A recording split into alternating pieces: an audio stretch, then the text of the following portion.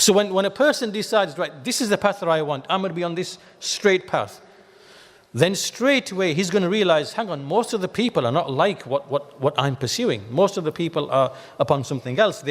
They diverted away from this, right? So when a person sets out on this path, then he knows that this path is a path in which there is honor. And when you pursue this path, you know that you are going to be a stranger. You're going to be a stranger. It's going to be strange.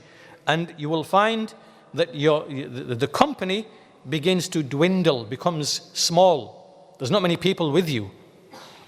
And so, because this is the nature of the truth, then in the Quran and in Al-Fatiha, by indication, Allah Azza wa Jal has made the seeker of this path to be aware that there is another company that is with you if all the other people are deserting and abandoning you, right? So the point being that in Al-Fatiha, when we say Ihdina Sirat al-Mustaqim, the mention of Sirat al-Mustaqim, then it's a hint also that since you are going to be traversing this path and you seek this path, and this is a path of loneliness and strangeness, and few people are going to be on this path, in terms of ilm and amal, it's not just like non-Muslims, but it's also among the Muslims as well, that you are going to be a stranger, then there's a hint here in order to make you not despair and not feel that you are lonely and not feel that you are alone. There's a hint that there is other company on this path that is actually with you, right? And so here he mentioned that نبه الله سبحانه على الرفيق في هذه الطريق. Allah indicated this company, this companionship, when he said in this is in Surah An-Nisa, verses 68-69. Before that, Allah says, وَلَهَدَيْنَاهُمْ صِرَاطًا مُسْتَقِيمًا. We would most certainly have guided them to the straight path. وَمَنْ يُطِعِ اللَّهَ وَالرَّسُولِ. And whoever obeys Allah and the Messenger, then he said, أَنْعَمَ اللَّهُ عَلَيْهِمْ مِنَ النَّبِيِّينَ وَالصِّدِّقِينَ وَالشُّهَدَاءِ وَالصَّالِحِينَ وَحَسُنَ أُولَٰئِكَ رَفِيقًا. Right? Then Allah, meaning the path of those whom Allah has granted favor. So this now is a direct connection. صِرَاطَ الَّذِينَ أَنْعَمْتَ عَلَيْهِمْ. This is where the connection is, right? So Allah is, so by way of صِرَاطَ الَّذِينَ أَنْعَمْتَ عَلَيْهِمْ, that is hinting, pointing to this ayah, أَنْعَمَ اللَّهُ عَلَيْهِمْ مِنَ النَّبِيِّينَ وَالصِّدِّقِينَ وَالشُّهَدَاءِ وَالصَّالِحِينَ. So here they will be with those whom Allah has favored from the prophets and the truthful and the martyrs and the righteous, and what an excellent company they are. Right? So here Allah attributed the sirat to those upon whom is Allah's favor, to indicate to the reader and to the seeker of the straight path that irrespective of who abandons you and whatever strangeness that you might feel and the loneliness that you might feel by yourself, and obviously we all experience this loneliness in different ways. This could be, it could be someone who is a Muslim abandoned by his family because he accepted Islam. It could be someone who is upon the Sunnah in a sea of innovation, abandoned by his people, right? He feels alone, he feels lonely. So Allah is indicating here that your company consists of those upon whom Allah has bestowed His favor. Why? In order to remove, as Ibn al-Qayyim says, لِيَزُولَ عَنِ الطَّالِبِ لِلْهِدَايَةِ وَسُلُوكِ الصِّرَاطِ وَحْشَةُ تَفَرُّدِهِ مِنْ أَهْلِ زَمَانِهِ وَبَنِي جِنْسِهِ. So that the person might, this strangeness might end for the seeker of the path. And, he feels alone, strange amongst his people, from the people of his same, from his jins, from his tribe or his nation or his people. and for him to realize that his companion in this path are those whom Allah has bestowed His favor upon them. Just like, and he mentions some statement from the Salaf, كما قال بعض السلف عليك بطريق الحق ولا تستوحش لقلة السالكين وإياك وطريق الباطل ولا تغتر بكثرة الحالكين.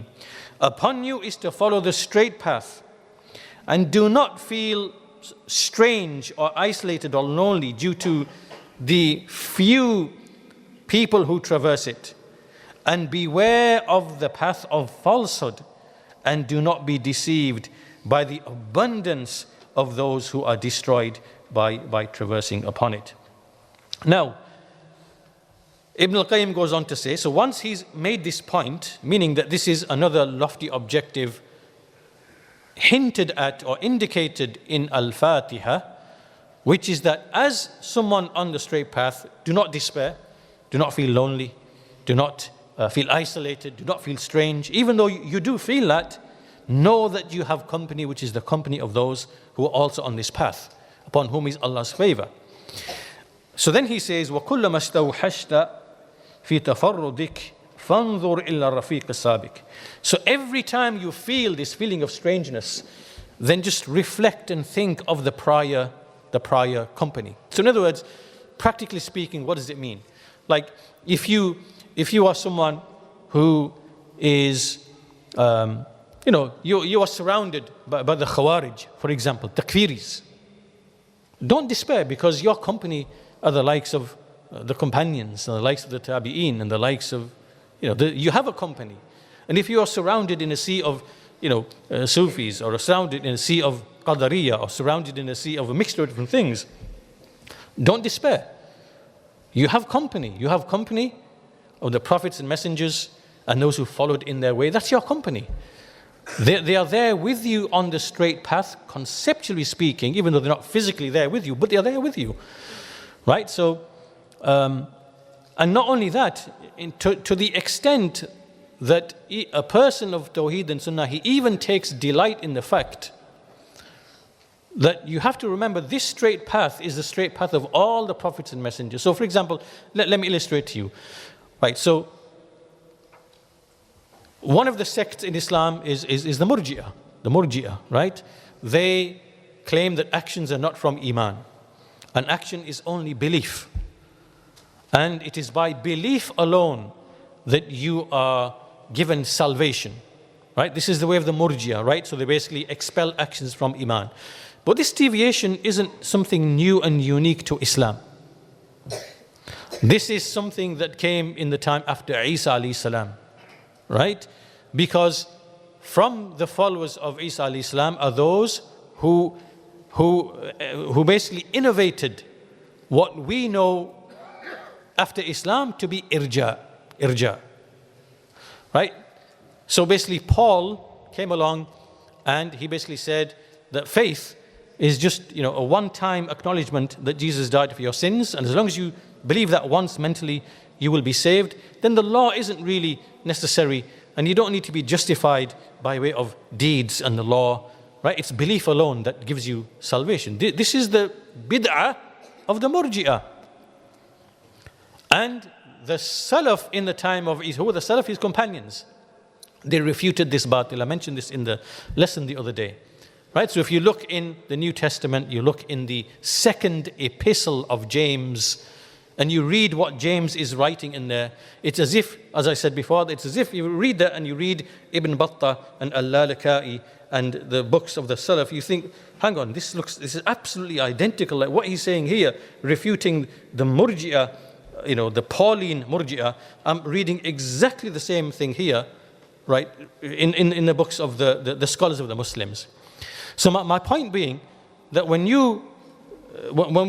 we mention this here, ihdina siratal mustaqim, guide us to the straight path, and we read this here, an'am Allahu alayhim min al-nabiyyin was-siddiqin was-shuhada was-salihin, then our company is not our company. We are thinking here, my company is Isa alayhi salam and the companions with him who are refuting the Murji'ah and refuting whatever. That's my company as well.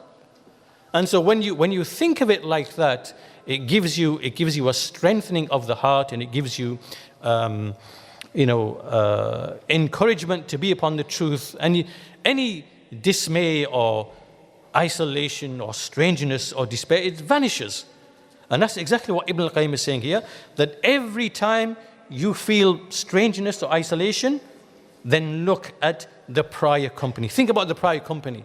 That's your company, right? Musa alayhi salam, Isa alayhi salam, Ibrahim alayhi salam, Dawood, Sulaiman, because we have a greater right to these prophets than the Yahud and the Nasara and other than them. So he continues, wahris ala al-lihaqi bihim, be eager to meet them.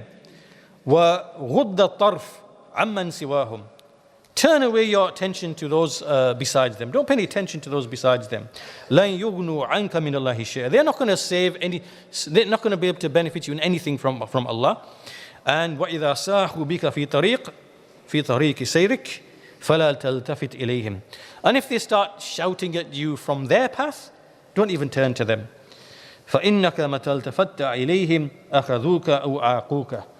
Right? Because if you now start turning to those people and you give them attention, then either they will take you with them, or they will, they will dismiss you anyway.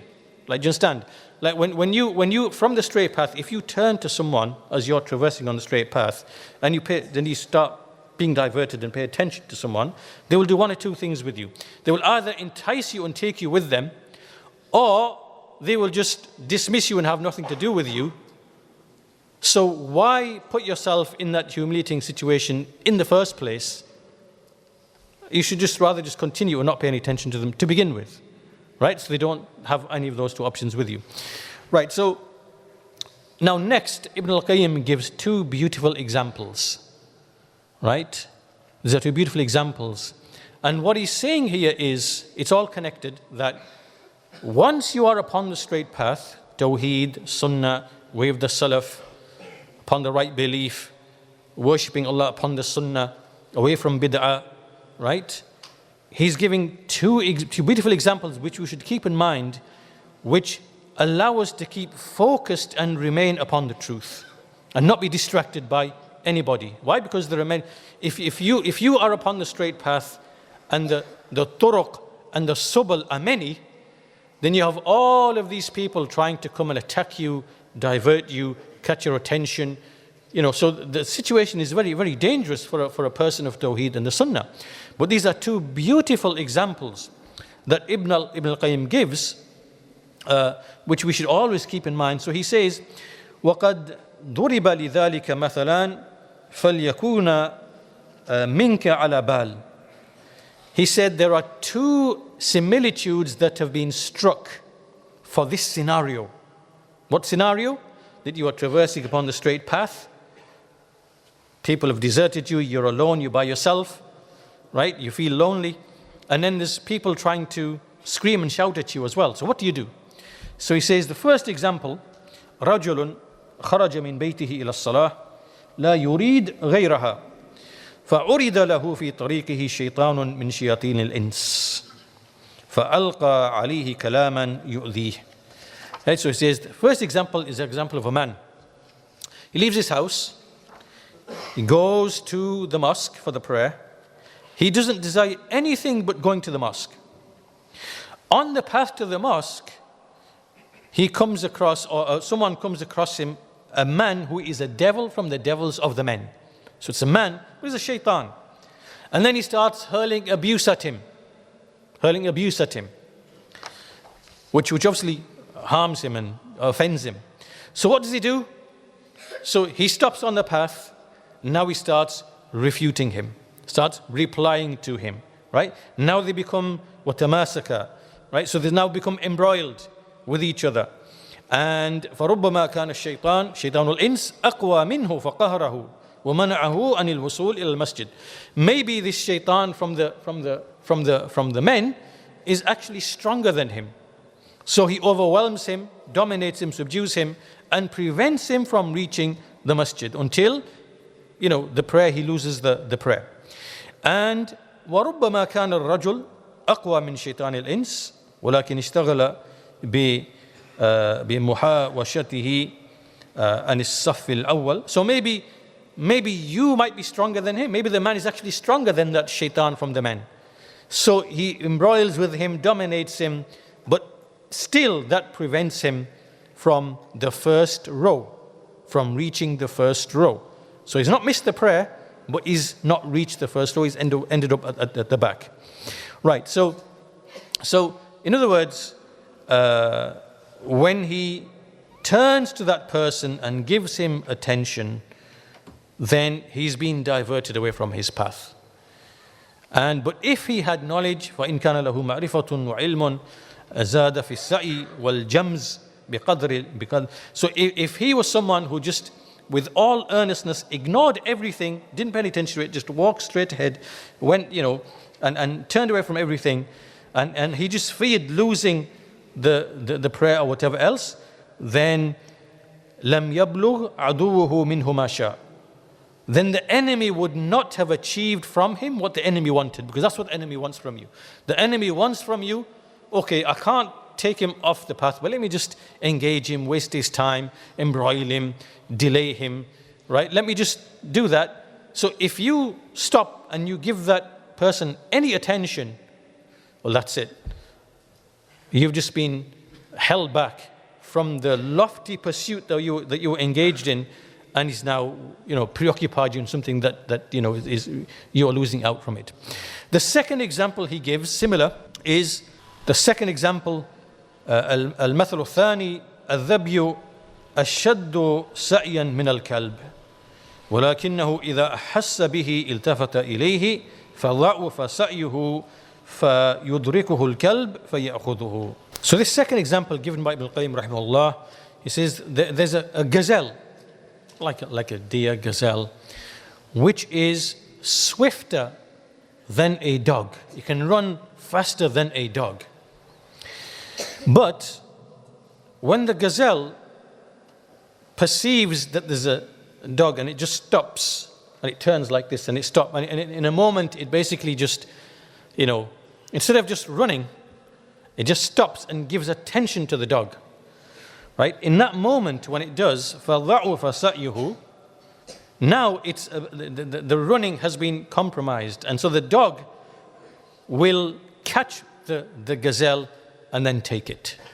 Right? Why? Because you just stopped. It's like, okay, what's this? What's happening here? And then by the time that split second, those like few seconds you've wasted there, the dogs took advantage and it just caught you. Right? Because you stopped to give attention when you shouldn't. So these two examples that Ibn al-Qayyim has given, they have, in fact, these have applications in different ways. I'll give you another illustration.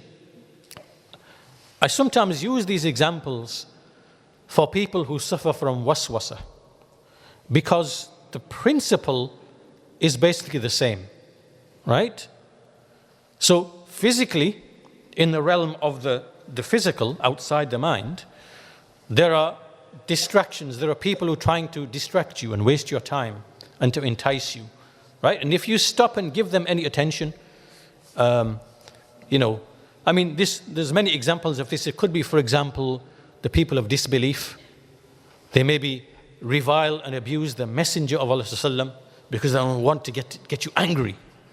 They want to make you become enraged as a way of, and they do it for different reasons, because they want you to become angry. Then they can, take pictures of you, right, with an enraged face, and then they'll blast it all over and say the religion of peace. And they got this guy with a long beard, somewhere in Pakistan, somewhere, whatever, with a face, right? They're trying to enrage you because they want to draw out this, So you just ignore them. Allah has guaranteed that He will protect His and safeguard His messenger. Allah has sufficed His messenger. Inna kafaynaka al-mustahzi'in. Right? We have sufficed you against those who mock. So we pay no attention to those people, right? We pay no attention to those people. So this example is many. The people of bid'ah, people of dalalah, likewise, they're trying to entice us all the time with different things. Yes, it's one thing refuting them with knowledge for the person who is able and fit to do that, but it's another thing just engaging with them pointlessly, needlessly, without any reason or without any cause. So this applies physically to the people of disbelief. Likewise, it applies to the people of misguidance, from the people of bid'ah. Even those people, you see, even you have those from those who were upon the way of the Salaf, then they became misguided. They fell into a fitna. They followed someone in his misguidance. It could be people like Al-Ma'rabi, Al-Halabi, Al-Hajuri, people like that. Right? And then they are there to try to distract you and to throw things at you. And it's just a waste of time. They're trying to just entice you and waste your time. Leave them. Don't give them any attention. Continue in the straight path. So we have that aspect of it. And then also there's an aspect where we can apply the same examples given by Ibn al-Qayyim to the waswasa in the realm of the mind. Right? Because shaitan throws something into the mind, an idea or a thought, an evil thought. If you now stop and you engage with the thought and you try to battle the thought, then you've got caught up. And this is how the waswasa sets into the mind of an individual. Right? So what happens is a person has an evil thought.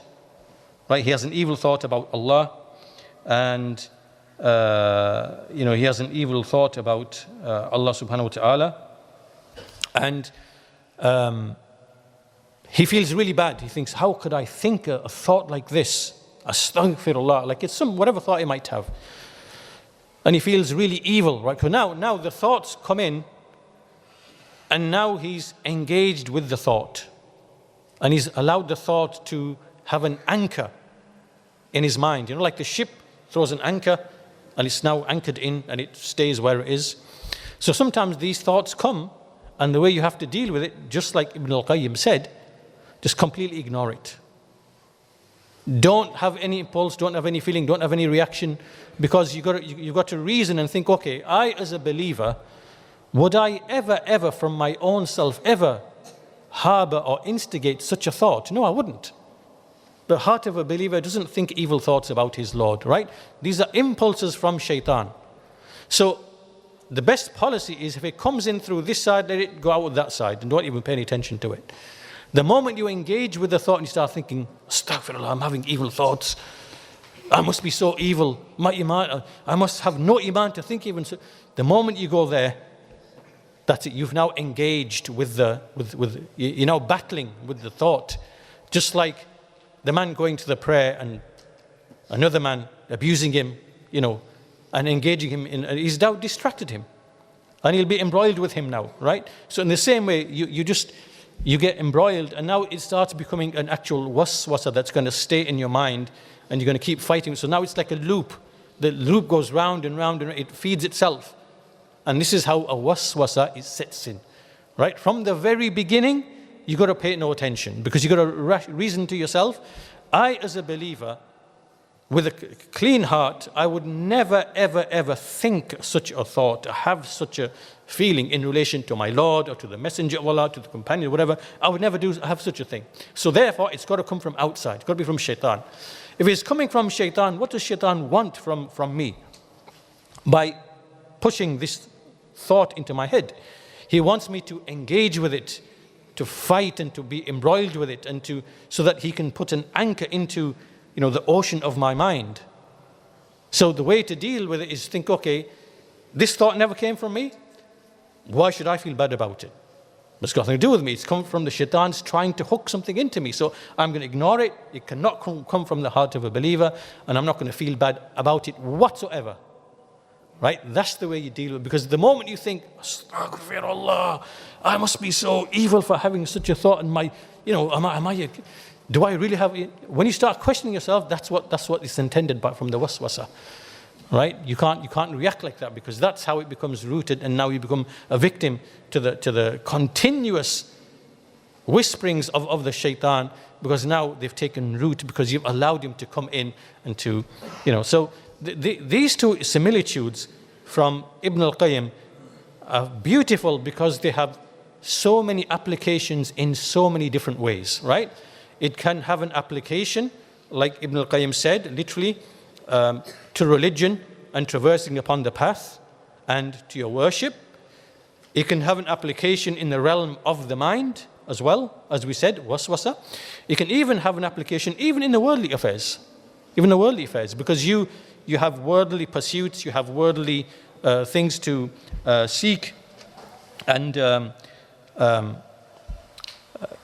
and there are people who want to distract you, right? So you just ignore and continue, because you've got so many things to get on with. So these examples and similitudes given by Ibn al-Qayyim are very, very relevant, very, very beautiful.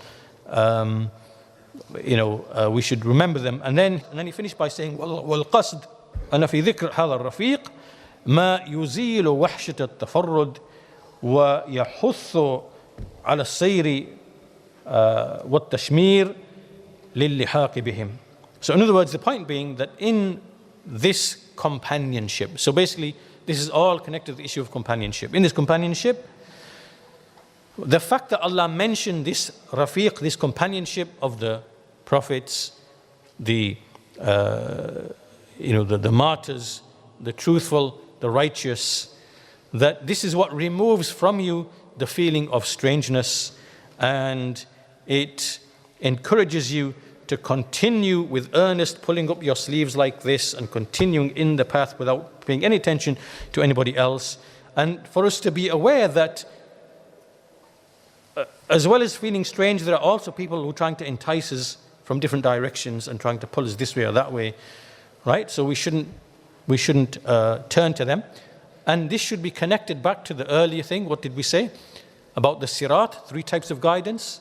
The guidance of irshad, firstly, the guidance of tawfiq, and then the guidance in the hereafter over the bridge of hellfire. This part here is connected to that part as well, because you don't want to be diverted away from the path.